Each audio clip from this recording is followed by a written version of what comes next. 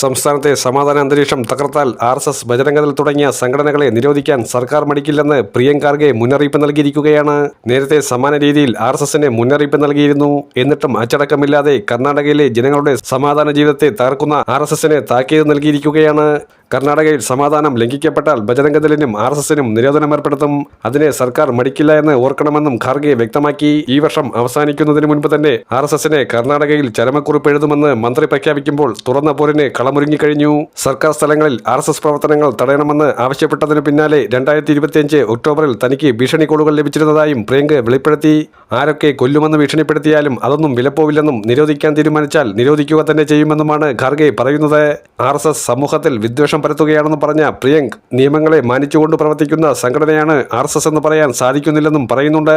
കോൺഗ്രസ് ഇനി കേന്ദ്രത്തിൽ അധികാരം പിടിക്കുന്ന നിമിഷം RSSനെ നിരോധിക്കാൻ മടിക്കില്ലെന്ന സന്ദേശം ഇത് ആദ്യമായിട്ടല്ല നൽകുന്നത്.